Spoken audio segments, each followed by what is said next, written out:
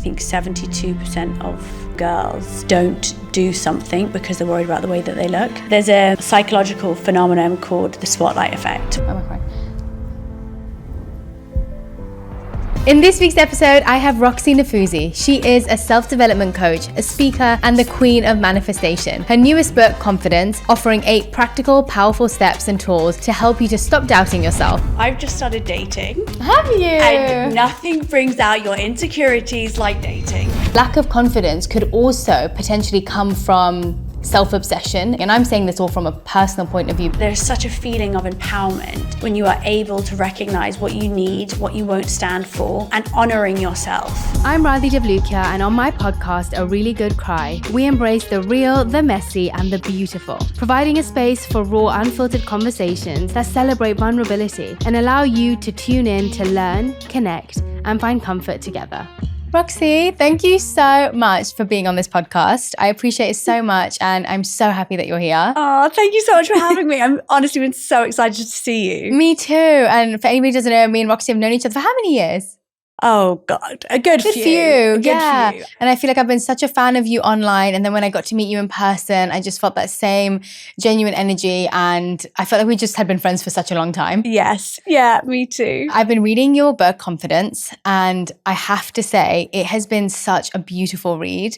I felt like I got so many personal reflections from it. But even reading it as someone who was about to interview you, it made me think of how many people are going to benefit from it, but at every single age group. And I think sometimes in a book that's really difficult to hit because usually you get a target audience. Yeah. But I feel like confidence is something you can struggle with from 5 years up till 95 years old. So thank you so much for creating this wonderful piece of art. Thank you. Honestly, that means so much. And I think, you're so right. When I think about confidence, I think the first thing that always comes to my mind is that the pursuit of confidence and the need for confidence is such a universal thing. Yeah. And whenever I do workshops, and I'm in front of a room of, let's say, thousands of people, and I always say to them, like, who here can honestly say that they are free of all self-doubt? Who is like truly confident in who they are?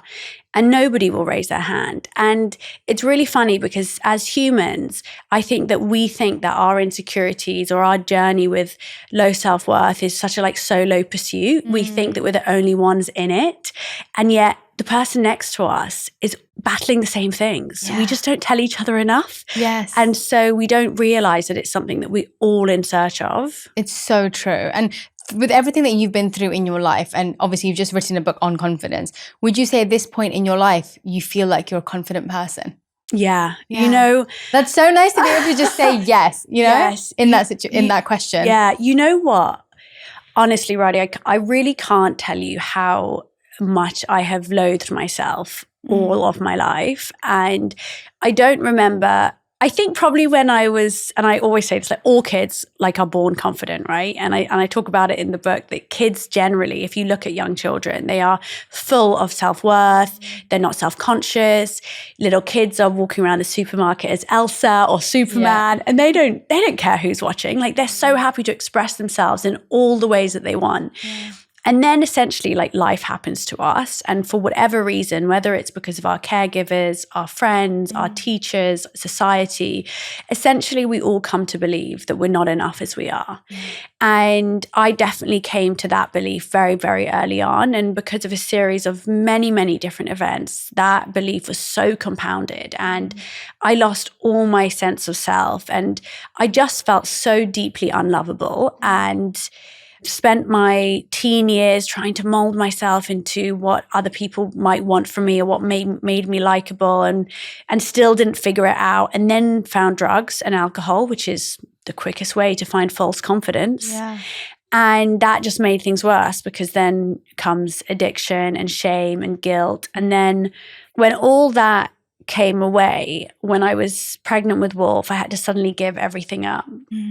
And what was revealed to me was the kind of depth of my self-loathing. And that really was the hardest time of my life, without doubt. It was every day was like such a struggle to just get through to the next minute. And it was literally for me like a mental prison.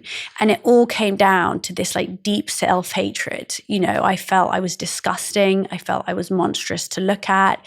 I was a loser. And it was just such a dark time. And I think I've only once ever talked about it. I won't go into like loads of detail now, but I developed really, really severe body dysmorphia disorder, which is an anxiety disorder that is a form of OCD. So it's repetitive looping thoughts of like severe self-loathing, and there can be checking behaviors. And BDD is something that I think is more common than people realize, but people are very scared to admit when they have it because they think that it's about vanity, and it's not. It's an anxiety disorder, just in the same way you would have an OCD or an eating disorder. And the BDD is, for anyone that's experienced it, it is... I so was not expected to speak about this, but anyway, it's so utterly exhausting. There's no, your brain doesn't stop. All I thought about every minute of the day when I wasn't working was how disgusting I was. Really? And it plagued all my life. I stopped seeing friends. I stopped leaving the house. Even when we were in COVID and, you could meet up with people for walks, I couldn't, because in my head, if I met someone for a walk, all they would think about was how disgusting I was. And so I was convinced of it. Wow. So my journey to recovery and to finding self-worth, not just overcoming the body dysmorphia, but also feeling confident in who I was such an important one for me, because as I was, I'd launched Manifest in my career, I was growing, I was succeeding, I had confidence in that, but there was still this hole within me where I didn't feel fully worthy. Right. And I knew that for me, the crux of manifestation is self-worth. So for me to manifest as powerfully as I could, I needed to heal. So I made a really conscious decision that I needed to enjoy my life as much as possible. And I'd never be able to enjoy it if I didn't love myself, like, to the most that I could. So I went on this journey. And so now when I'm asked this question, like, are you confident? I can't tell you how grateful and how proud I feel to be able to say yes. I actually really like who I am. And for me, one of my definitions of confidence is being able to walk into any room completely and utterly yourself and walk out of that room not worrying what everyone else thought about you. Yes, great definition. And I feel like now I can do that. I can walk into a room and it's a feeling. It's like a feeling of just like, you just feel grounded because you can walk in there with an ease because you're not preempting, what if this person doesn't like me? What if I mess up? You're just like, I'm safe to be who I am and know that that's enough. So that was the longest answer ever. No, that was such a beautiful answer. Thank you for sharing all of that. And do you think that, we spoke about, you said how children, you believe, are born with confidence and then things happen in life. Would you say for most people it's a singular moment, or do you think there's something in our mind that we start creating through the experiences that we're having? And what was it like for you? Was it a singular moment, or was it, wow, there were so many things in my life that just kept knocking my confidence and I wasn't bouncing back from it? I think it can definitely be lots of moments put together. Look, for some people, there is one really significant trauma that happens that you could look back and say that was definitely the moment that impacted how I felt about myself. But for most people, it's lots of little moments. Yeah. It's something that somebody said at school, across the playground. It's, I think even as parents, I kind of talk about it in the book, parents can think they're doing something good. Like if they always tell their children that they're pretty, or they always tell them that they're clever, actually that you can think that's a good thing, but actually the child then pins all their worthiness on that identity. So then they think, oh God, well, if I'm not clever, or if I don't pass my exams, then what am I? Where have I got my worth from? So there's loads of different ways that it can happen, I think. And, I think part of it is like, we are wired to need to belong. And from an evolutionary perspective, that was where our safety came from, to be part of a tribe. And if I look at Wolf, having kids is a great sort of way to view our minds. A little experiment, isn't it? It really is. And when he started school, he was about just turned 5 and he refused to wear the Spider-Man hat I bought him. And I kept on being like, you love Spider-Man. Like I got you a Spider-Man hat from Sainsbury's. Why aren't you wearing it? And eventually he was like, I'm scared the other boys will laugh at me. And that, you know, where has he learned? That's not a learned thing. It just seems that somewhere as you start entering this new stage of life, we do start to become more aware of where we stand socially. And I think that's just part of evolution. I think that we all have it, but how that impacts us depends on so many different factors. I was thinking when I was reading the book of the word confidence, and I broke it down into confide in, and what you were just saying, where you knew that to be able to actually show up in the world, you really had to love yourself and believe in yourself. And that's really, in my mind, I'm like, that's what confidence is, confiding in yourself. You should be able to look internally and think, I trust in my own voice. I trust in my own abilities. I believe in them. But I guess, how do you think you can differentiate between confidence and arrogance, or confidence and being cocky? Oh my God, it's such a good question, because I think that one of the barriers that we actually have to confidence is that we are afraid of coming across as arrogant. So true. And especially, I would say this is very much for women. So I talk about it in step 5, celebrate yourself. And it might be step 6, I don't know, I can't remember. But in the step, celebrate yourself, I talk about this because what we've done is kind of across cultures, we really glorify humility, right? And being humble is one of like the most desirable traits. You know, it's what makes you a good person or likable. And yes, being humble, of course, is a really important trait to have. It helps us to grow and, you know, it helps us to ground us, right? And be willing to become better people and to be kind to those around us. And being humble is good, but so often we take it too far and we become self-deprecating, and we can't accept compliments, and we can't accept praise from others, and we can't praise ourselves, and we can't speak highly of ourselves. We start small businesses and we're too scared to shout about it on social media. We pass our exams and we don't want to celebrate it because we just say it was luck, or do you know what I mean? And so this like desire to be humble, kind of we take that too far. And then on the other hand, we have this great fear of coming across as arrogant. And part of this, I think, is a bit of social conditioning, because quite often confident people are labeled as arrogant or up themselves or cocky. And sometimes I think that's really doing a disservice to people who are confident. And really, I believe that those judgments come from probably a place of, it comes from a wound, you know, it comes from a place of, I kind of secretly maybe wish I had that confidence. And that's natural. And that's not to pass judgment on anyone. I've done it plenty of times where I've gone, oh, they're so arrogant. And actually, are they arrogant, or am I just a little bit envious of their confidence? And actually, I can use that envy to show me what needs healing, right? To show me that what I want more of. But arrogance and confidence, and it's so important. I have a whole chart in the book to differentiate them. Like, they are not the same thing. Arrogance is really about needing to be the best in the room. It's about needing to see yourself as superior to others and needing to put others down to make yourself feel better. Confidence is knowing that you are a work in progress, but also being sure of who you are. It's about loving yourself whilst also being able to admit that you're not perfect, and that being okay. And I think they're so, so different. And I often say, it's like, if you're worried about being arrogant, you're probably not, because arrogant people don't have that self-awareness. So yeah. And, you know, I think about when you were talking about going into a room, and I find the people that end up wanting to shout the loudest or speak about themselves the most or say it in a way, you can always feel the energy behind what someone is saying.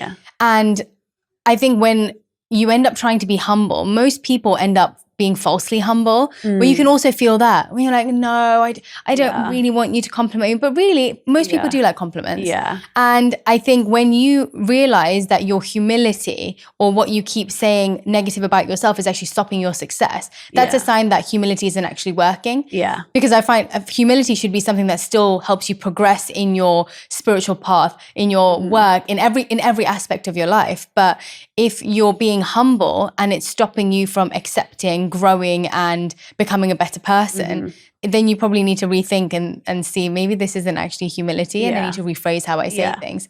I think self-deprecating language is just so common. Totally. It's just constantly, even if someone compliments your outfit, somehow you find a reason to say, no, it's not really that good. It's like, oh yeah, I got it on sale. We were talking about it yesterday. We walked into, I was doing a recording in Lucy. Someone said, oh, I love your boots. And she was like, oh, they're only Primark. Yeah, exactly. And someone else said, oh, Liz, you always do that. Stop saying that. Like, just be. And so I have this like tool for people to use actually. So when people, and I share it both in manifest and confidence because I love it so much, but when people give you a compliment, how you respond is a really reflection of your relationship with humility and self-celebration.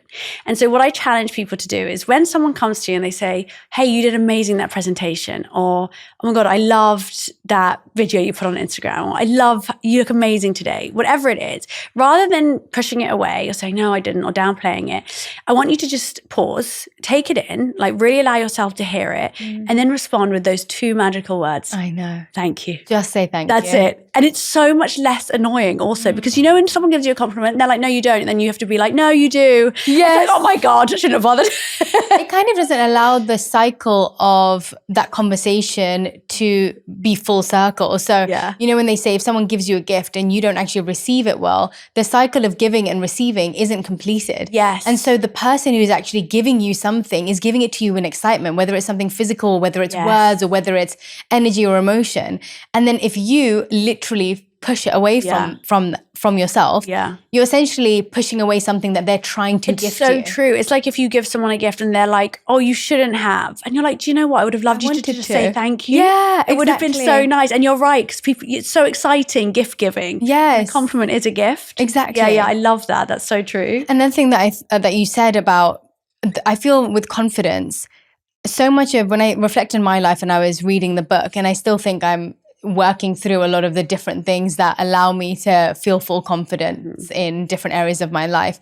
But a big thing that changed it for me was when I started thinking about what I have, the skills, the attributes, the way that I look. Every single part of me has been a gift from God or from the universe to me. Yeah. And when you think of it like that, everything can feel, you can receive praise for it because you then don't have to necessarily take it on as this is me and it's building my ego and I'm going to become arrogant from it. You think, yeah, actually, I am so grateful for it. And so saying thank you and accepting it is actually you accepting it as a way of showing gratitude to whoever you feel has given it to you. I love that. And I think that so that helps with that mindset of changing it from, oh no, don't compliment me, to, oh actually, yeah, I am so grateful for this. Yes. And so thank you so much for recognizing that in me. I love that. Do you have, on the days that I'm sure confidence still ebbs and flows depending on what you're doing.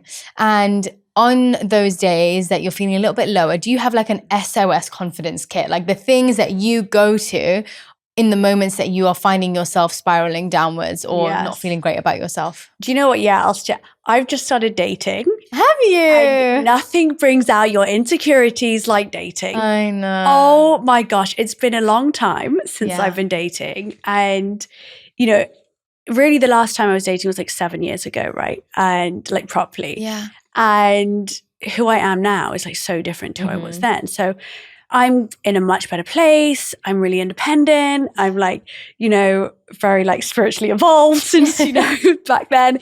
And yet still I noticed like, oh gosh, like this feeling of like, am I enough is coming back. And so for me, it was really a lot for me. It's like on the days where I have those like wobbles, firstly, it's about like really being aware of your thoughts and not attaching to them. So for me, what I used to do, I think, is have a thought, attach to it and let it spiral.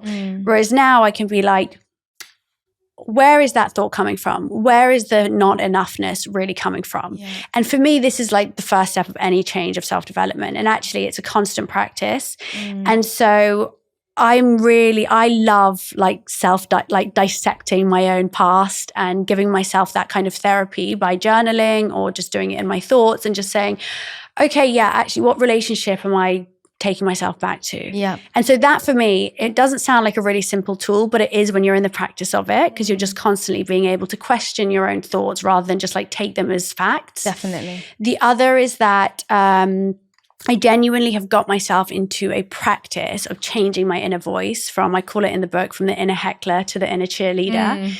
And so I have this journal, and every morning, one of the prompts, it's my Manifest Daily Journal. One of the prompts is a motivational message from your higher self. Oh, that's lovely. And so this took practice. So at the beginning, I used to write like, you got this. You know what I mean? Like quite generic. And then I started writing things like, hey, you really deserve to feel the joy from today. You've worked so hard for this. Or I know you're feeling I'm a bit low today, but I promise this will pass. And just remember how much you've achieved. Yeah. And actually, I've got comfortable with that voice. And so much of change is about finding a new place of comfort with the way that you speak to yourself. And so it really is a practice. And so I'm always trying to think, what is like a kinder perspective, or what is a kinder thing I could say to myself in this moment? And that's been really helpful for me. Do you think people always have to go backwards and figure out the root of their issues before being able to move forward? Yeah, I do actually, because every meaning, all the meaning we attach to every experience we have is currently being viewed through a lens. Yeah. And this lens is made murky from our current state of mind, our belief systems, our wounds, our past. And I truly believe that unless we process and figure out what lens we're looking at things through, we'll never be able to clear the way. Like, we'll always be controlled by our past. You're kind of building on top of a broken foundation. 100%. And I think that I used to really be, like, what's the point in looking back? I just want to look forward. Yes. You just can't. No. It will always have a hold over you unless you let it go. Like, I'll share an example with you. Yeah. Okay. So I had this really stressful 2 weeks at work, and part of the stress was coming from that some people really let me down at work, and it made me feel so angry. I felt so frustrated. I felt so disappointed, and all I wanted was an apology. I just wanted them to take accountability. And I'm a Leo, so I forgive instantly, right? Yeah. So if someone says sorry, we're done. Yeah. I'm over it. Moved on. Totally. Like, I don't care. I'm so forgiving. But I really need people to take accountability. And I was finding myself so stressed and so frustrated. And I spoke to my therapist about it. And she said to me, what really irritates you about people? And I said, the number one thing that irritates me is someone that can't take accountability for what they've done. Right. And she said, when did this happen to you before? And instantly a memory came up of something that had happened to me when I was younger. Yeah. And this person had done something pretty awful to me, and they never apologized. And me and this person we didn't speak for 3 months. And 3 months later, they started speaking to me again and just kind of pretended like nothing had happened. And I remember in that moment so strongly, I was about 12 at the time, thinking, I just lost respect for them. But I felt, I can't believe you haven't just said sorry. Yeah. And for me, what that meant was that my feelings didn't matter, that I didn't matter. I wasn't heard, I wasn't seen, I wasn't valued, the things that we need, right? So now as an adult, when somebody doesn't take accountability, I don't take it as what's happening now. I make it mean that I'm not being seen or heard. Yes. And so it stirs up such deep pain and emotion. And so I'm not able to see the situation clearly because I'm focusing on the emotional reaction to it. That is from the past. As soon as I became aware of it, I was able to let it go. Right. And so that is for me the power in looking back and working on your past. It becomes so heavy as well, doesn't it? Because if you think about carrying all those things that you have been accumulating, of all the pain that you've taken in but not digested, all the trauma that you've taken in but locked away somewhere, it's still in you, but it's somewhere that's hidden away. Actually, if you think about it, you go through all these years and suddenly you realize you're carrying so much weight. Yeah. And then the heaviness of that one situation that you'd already been in, the weight of that is continued in the conversations you're then having. So everything feels even more intense, even more irritating. You get even angrier than you normally would have because it's not a new situation. It's an old situation that you've still got all that weight attached to. And so something that you wouldn't normally have such a deep reaction to, you end up wiling out because it's what being triggered is, right? Exactly. And for people listening, because therapy I know can be really expensive, but people can do this on their own. So for anybody listening, what they can do is, why don't you just for a moment, you could get a journal or a notepad and pen now, you could pause this and just consider, what are the patterns that are currently present in your life? Like what keeps coming up for you? What issues, what situations that piss you off or make you sad or make you angry? And can you recognize any patterns within them, like within those situations? And then just look at, when did I first experience something like this? Yes. And it can be as simple as that. And I really do say, like, that letting go, that process, it is just having the awareness. I don't know how, but it releases something. It's also being aware of what is this actual emotion, because I feel like we have such small emotional vocabulary where it's like, this is making me angry. And then I read somewhere that anger is just a secondary emotion. So what are you actually feeling? Yes. What is the emotion you're actually feeling? What is it digging up inside of you, linked back to, oh, it makes me feel unworthy, unheard. Yes. Makes me feel like nobody's supporting me. It makes me feel like no one's listening to me.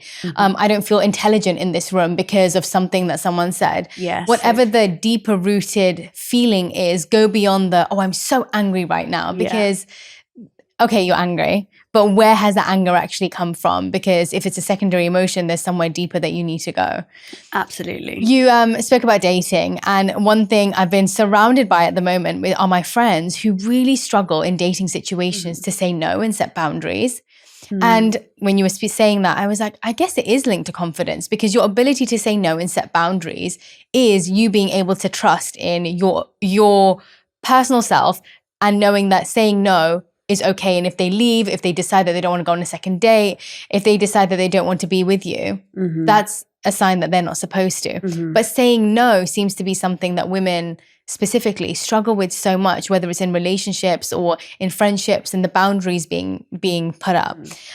What kind of recommendations or advice do you give to someone who's struggling to put up boundaries? Well, I think it all comes down to fear of rejection. Okay, so it's all really the fear is, if I set a boundary, this person will leave me. Yes.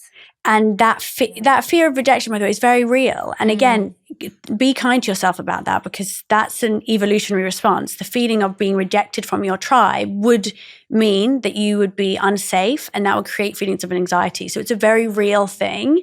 And so I think firstly, just be like kind to yourself by recognizing that actually it is causing a very real response. Yeah. But I think that it's with boundary setting, I think it's really like chicken and egg, because we can only gain confidence, well, not only, but one of the ways that we gain confidence and self-worth is by setting boundaries. Right. Because there's such a feeling of empowerment when you are able to recognize what you need, what you won't stand for, and honoring yourself and trusting that you are worth being honored. Like it's such a great feeling. Anybody that's ever set a boundary will know how good it feels. When you just say, do you know what, actually, I'm not available for that. Yeah. It is the best feeling. But the more confident that you are, also the easier it is to do that. Right. So you're kind of working on these things all the time. That's why the 8 steps of confidence that I lay out in my book, you really work on them simultaneously, and boundary setting is part of that. But I think with dating specifically, the reason that boundary setting is so hard is because, I mean, there's so many reasons, but some of them are that, basically that what we've learned about whether we love starts from so young, right? From, the way that the relationships that we have with our caregivers or parents. Yeah. So that is like really deep within us. So to feel like we are, most of us didn't have unconditional love, right? Growing up, it's like, it is conditional. It's if you are good, you are lovable, right? And that's not to blame our parents or our caregivers. It's just how they were taught to parent as well. And so it's very hard for us as adults to then believe that we are worthy of unconditional love. Right. And I think that also there's society and our friends where you're constantly hearing the narrative, it's so hard to meet someone. Yes. How many times do you hear people say that? It's so hard to meet someone these days. Oh yeah, all the Nobody time. meets someone. And it is trickier. That's true. But the more that we're saying it to each other, the more that we're kind of convincing ourselves that we're in a scarcity mindset. Yeah. So, well, if I set a boundary and I don't have this person, where the hell am I going to meet anyone else?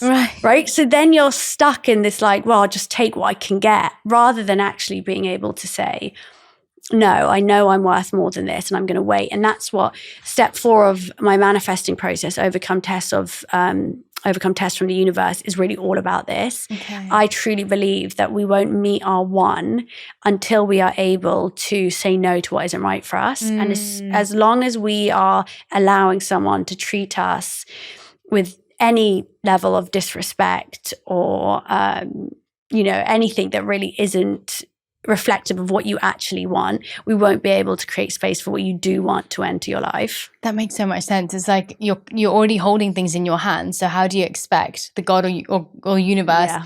It's ready for you, but if you don't let go of what's not for you, you don't have the hands to catch what is for you, or even the eyes to recognize that it is that. Even if you're being sent all the signs, all the signals. I was just this morning listening to the audiobook of Conversations with God. Have you read that? No.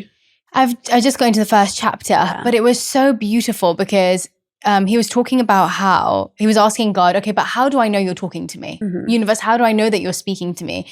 And God said, I'm literally sending signs and signals all the time. I am showing you he goes, words are actually the lowest form of communication. Words are actually the lowest, most unreliable form of communication, but actually through the way that you actually feel, through the way people behave around you, through the tiny things that happen in your day, those are the indications that I'm communicating with you. Yeah. But you need the eyes to be able to see it, the hands to receive it. And I just thought that's so true, right? Like that the signs are being shown to us all the time, but we have to know when to let go and when to receive. Definitely. And that comes with, I see confidence as alignment as well.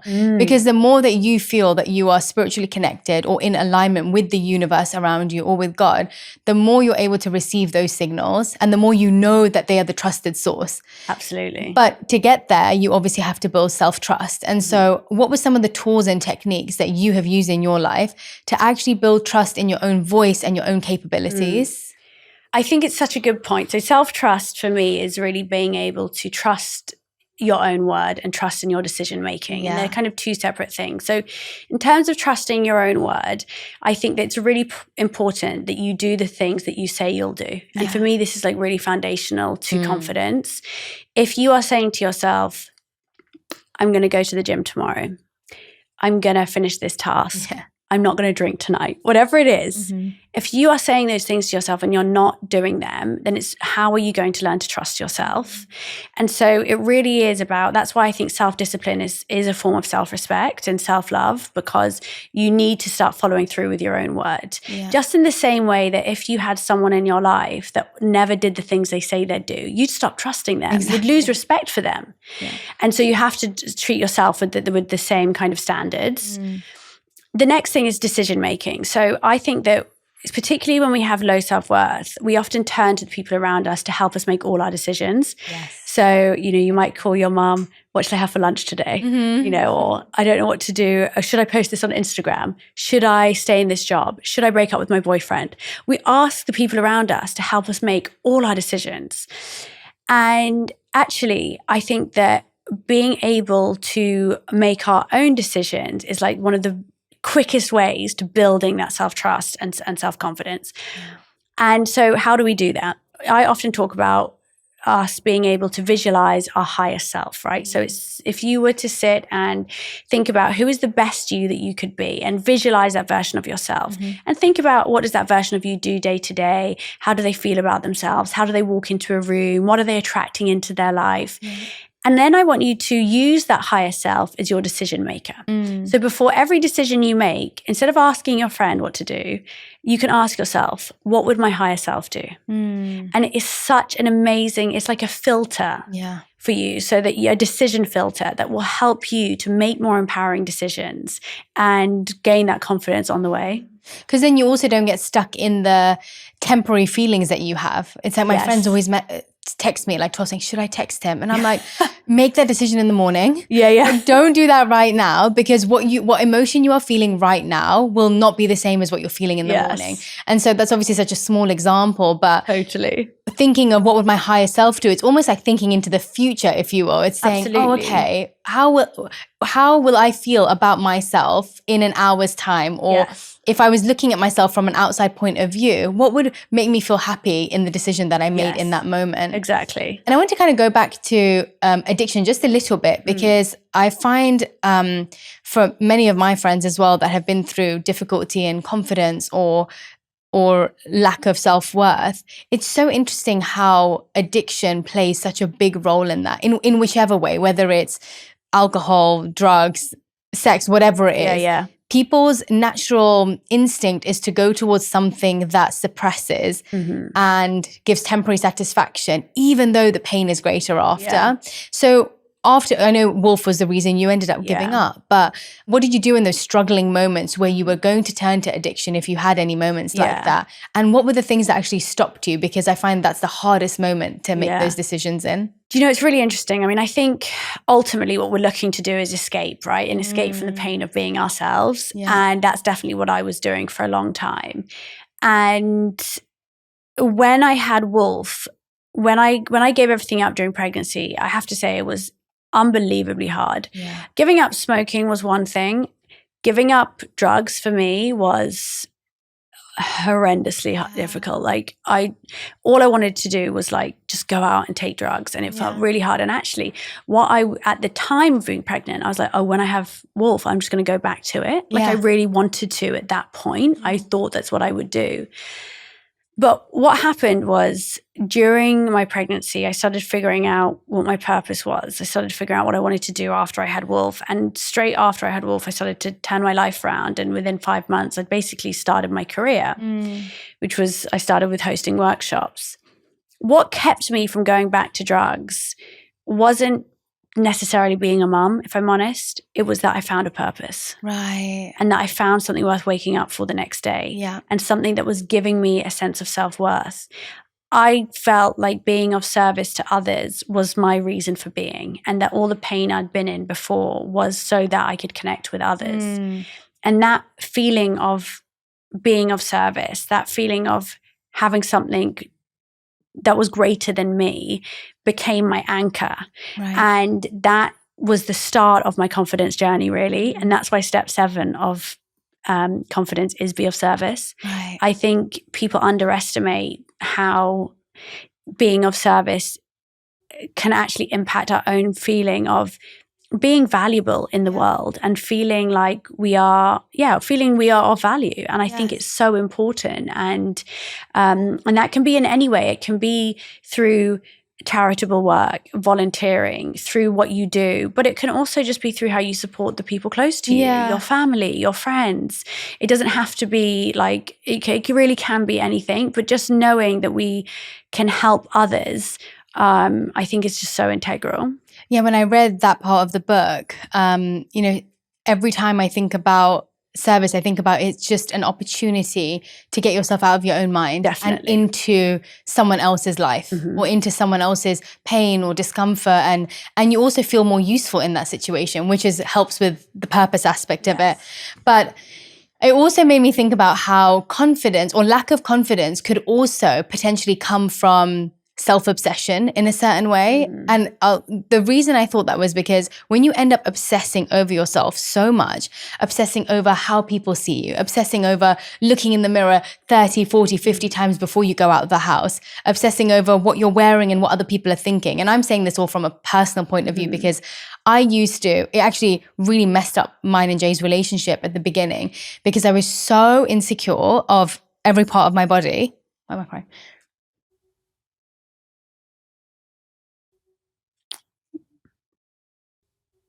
You okay? Yeah, this is a really good cry for a reason. I was so insecure that every time we would go out, the thing I'd be obsessing over was before we left the house, I would be like, oh, does this look weird on me? Or every part of our conversation would be based around that. I'm crying because I was like, how sad it was back then that it ruined so much of my experience.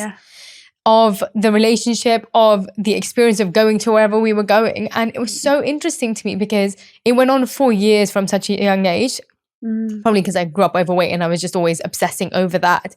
But how it was purely through self-obsession of the thought that other people are going to be thinking about all of this stuff to do with me, when really people are just thinking about themselves. Yeah. And so the obsessiveness of constantly thinking people are thinking about me, people are looking at me, people are doing all these things and it's all to do with me, has destructive tendencies. Yeah. Like it really is so destructive to the conversations you can have with people, even when you interact with them.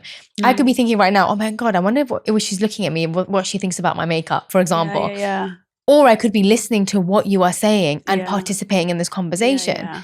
And I just find it makes me sad for other people thinking there's so many people who go through that where it strips them and takes away their ability to actually connect, communicate and live in present moment with people. And I think it's such a difficult place to get out of as well. I think having obviously a partner who's so supportive in that and was like, no, repeating himself over and over again, but eventually being like, I really want you to care about yourself and love yourself because I see you and I think you're this, this, and this. Yeah. But you don't see it. And that nothing else matters. How other people see you makes no difference. And so I think creating these tools and techniques like you've got in both your books, I think it's just so important because the whole world just seems so sadder than happy, don't you think? I agree. And thank you for sharing Of course. that. I didn't expect to do that either, but I think it's like so amazing to experience that kind of emotion. And when it's compassion.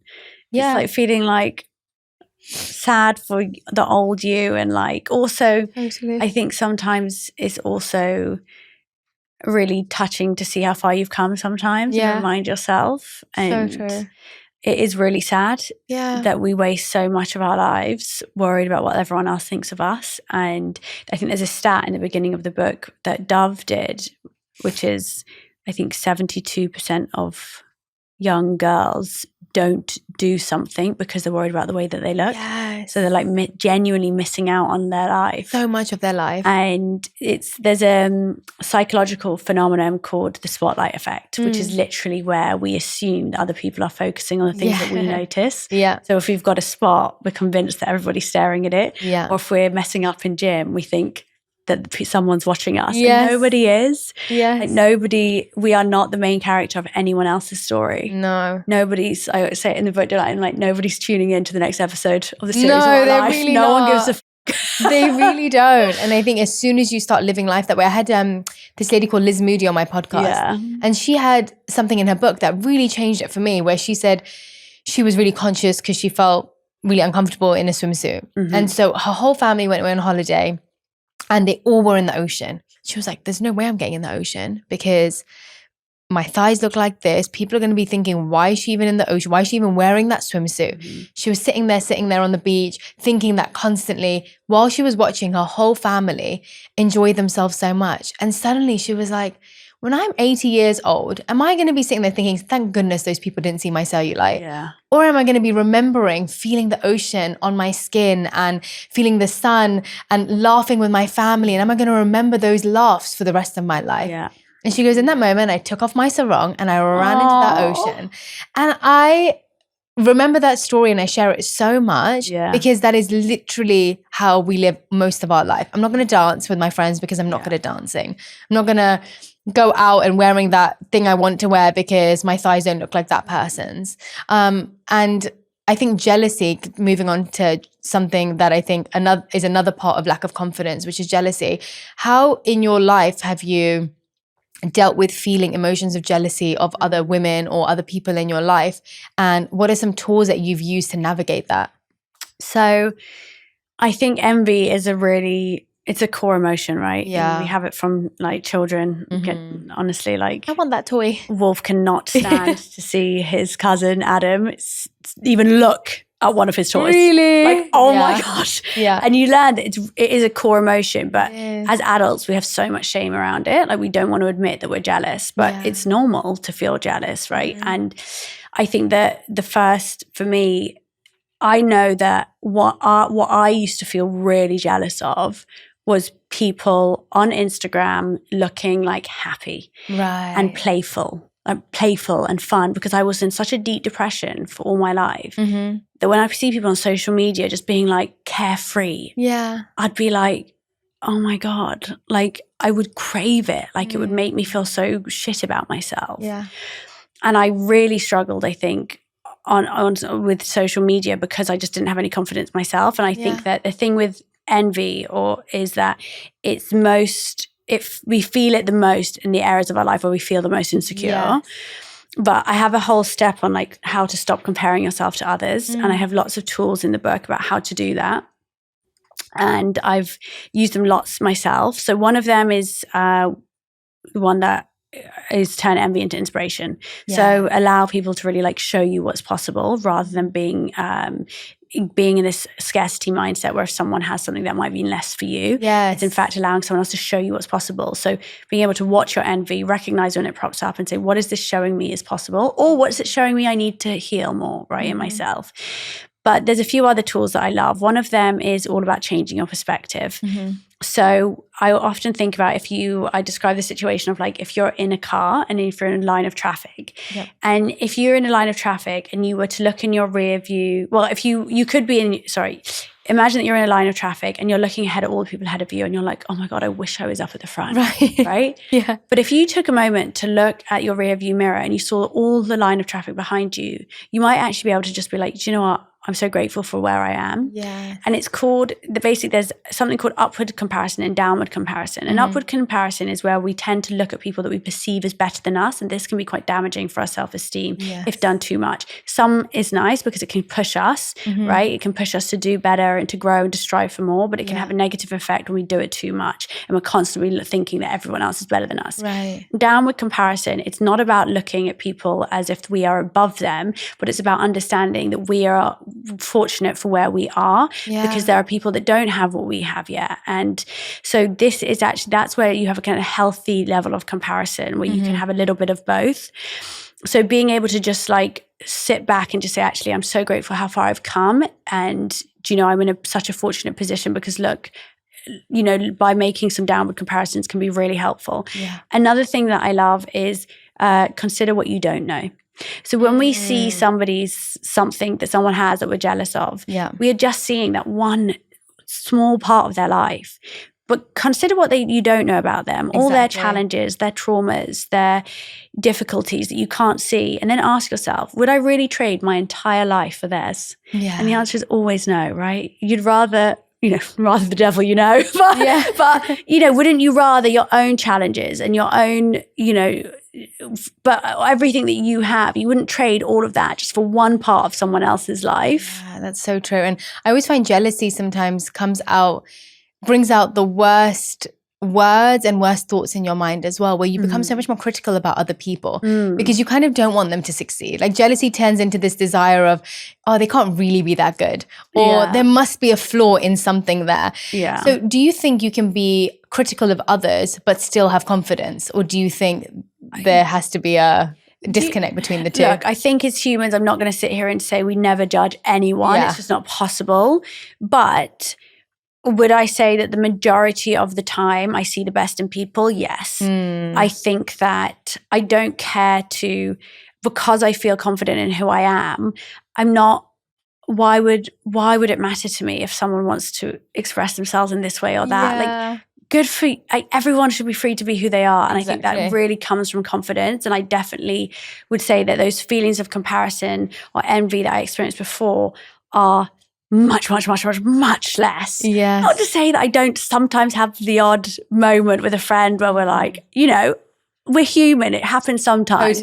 But if it does, but majority of the time, I will always give people the benefit of the doubt. And if I notice myself feeling jealous of someone, it's like, oh, okay, what is that showing me? What is it that I want in my life? And then quickly changing it. You know, I really think being happy for other people is such an amazing and wonderful quality to have. So I always, wherever possible, celebrate other people's success. Whenever I used to get jealous of other people, the first thing I would try and do is compliment them in my mind, or even out loud.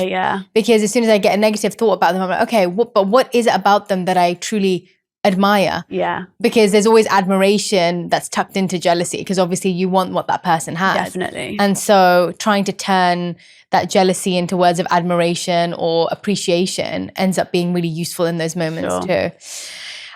You wrote in the book that confidence is built through action, not affirmation. Could you explain a little bit about what you mean by that? So I say that like actions speak louder than words. So sometimes someone can show you they love you, not by just saying I love you, but by helping you move house, bringing you a cup of tea in the morning. It's through what you do. Yeah. And I think the way we treat ourselves really does matter. I think that we can speak to ourselves kindly, and that's so important. Yeah. But how are we treating ourselves? Are we giving our body the nutrients it needs? Yeah. Are we moving it? Are you honoring rest when you need to? Are you getting fresh air and being out in nature? You know, I think that we need to show ourselves through the way that we treat ourselves what we deserve. Yes. Yeah, I think that action is very important, especially if you keep telling yourself something. It goes back to the self-confidence and self-trust, right? You keep saying something and not doing it. Exactly. I wanted to go a little bit on affirmations and some affirmations of confidence that people can say every day. Do you have any favorites? Oh my God, so many.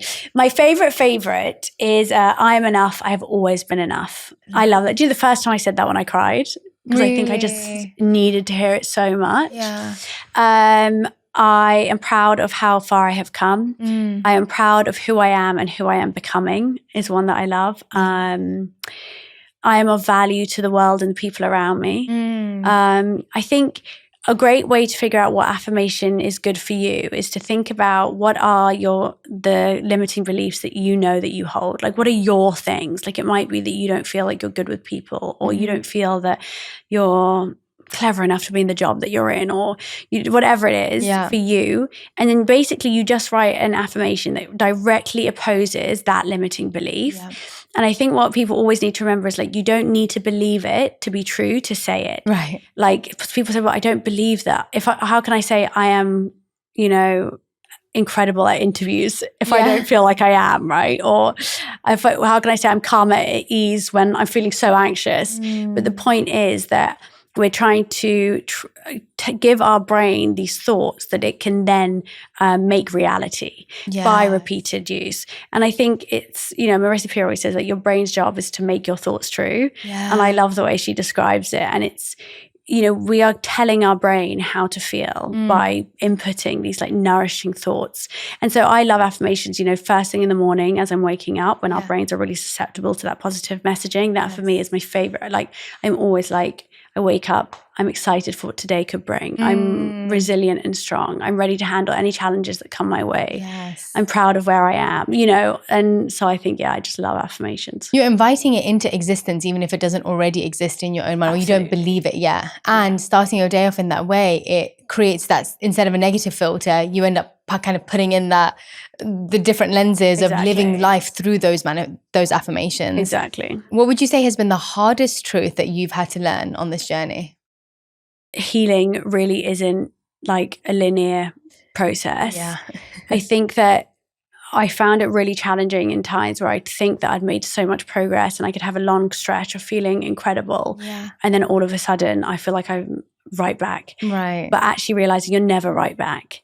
And it was really it was really scary for me at times, because I thought, oh my God, I'm going back to that depression, or that was scary. But actually now with experience, like I told you when I came in today, the other week, I had 2 weeks where I honestly don't remember the last time I felt that much anxiety. I really felt on the edge of like a breakdown. I felt really unwell mentally, and I hadn't felt that bad for a long time. And it was scary in a way, but I had enough experience to trust that something amazing was coming on the other side. And that you had all the tools and techniques you needed to make sure you come out of it. Yeah.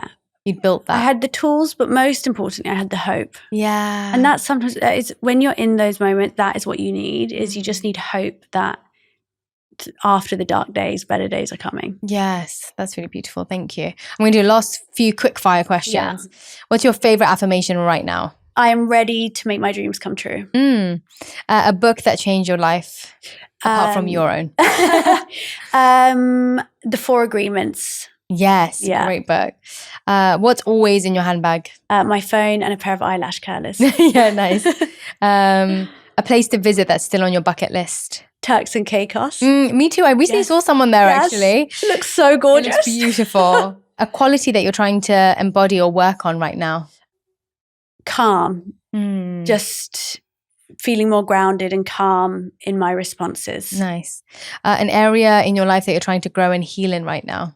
Love. And can you finish this sentence? Confidence is not being the loudest in the room. Love it. Thank you so much. Thank you so much. So wonderful. Oh, thank you. I'm so grateful. I love the conversation, and I really hope all of you got so much from it, and it helps in your journey to becoming more confident and vibrant humans. Thank you so much. Thank you, my love. That was so lovely. It was so great. Thank you.